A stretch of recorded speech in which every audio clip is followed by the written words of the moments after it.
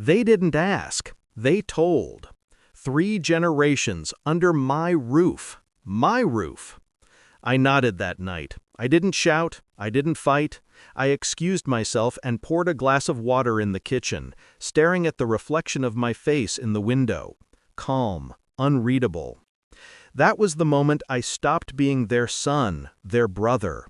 That was the moment I became their executioner. It wasn't always this way. I used to be the reliable one, the one who sent money when they asked, the one who canceled plans to babysit, to fix broken pipes, to rescue their messes.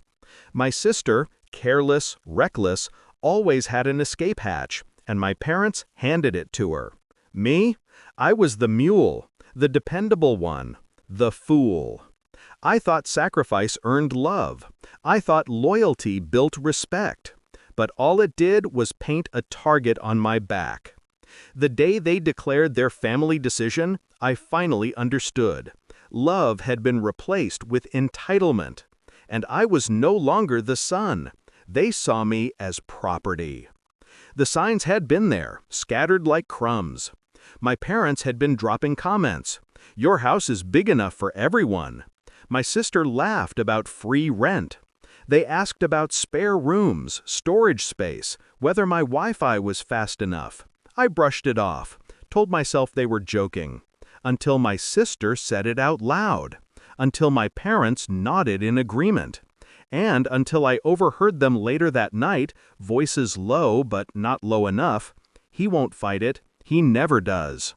They didn't even say my name, just he, a resource, a tool. That's when my chest stopped burning, when my heart stopped breaking, and my mind sharpened.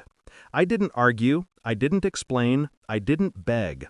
I smiled, and I started planning. They thought they'd cornered me, but entitlement blinds people. It makes them predictable. The next morning, I called my realtor. I asked about a property far enough from the city, small enough to be inconvenient, yet charming enough to impress. A place they'd think was meant for them. 2 weeks later, I bought the cottage. White walls, green shutters, flowers by the porch. Picture perfect. But here's the thing about cottages. They look warm from the outside, but they're small inside. Claustrophobic. Not a place for 3 generations. Not a place for anyone planning to leech. I never gave them the key. I staged everything carefully. I let them believe I was preparing for them.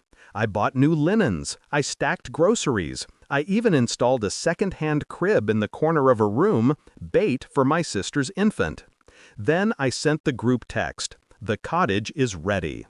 They arrived with boxes, laughter, and the arrogance of victors.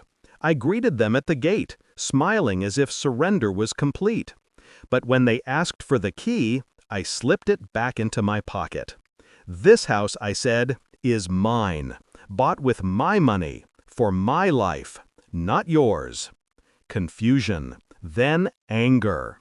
My father's voice boomed, "We made a decision!" I let him roar, let my sister curse, let my mother guilt trip. Then I pulled out the papers, proof of ownership, my name, my rules. You assumed I was weak, I told them. You assumed I would fold. But you never asked what I wanted. And now, I stepped back toward the porch. You're outside, and you'll stay there. They screamed, they pleaded. My sister threatened lawyers she couldn't afford. My parents invoked family duty. But their words bounced off me like stones thrown at a wall. Because I knew the law. Because I knew their debts. Because I had already spoken to an attorney about trespassing, about harassment, about protection. For years they'd called me the dependable one. That night I proved them right.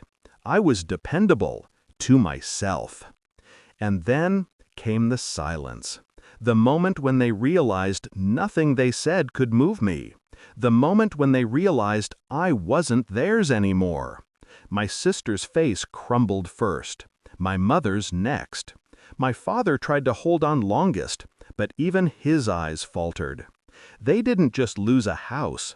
They lost their grip on me. I locked the door behind me and stood inside the cottage, listening to the sound of their voices fading. For the first time, I wasn't the one left out in the cold. They were.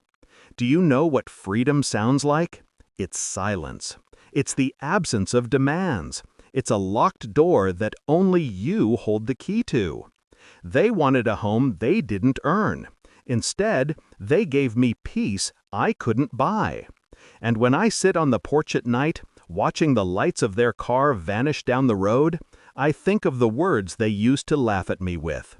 He won't fight it. He never does. They were right. I didn't fight. I won.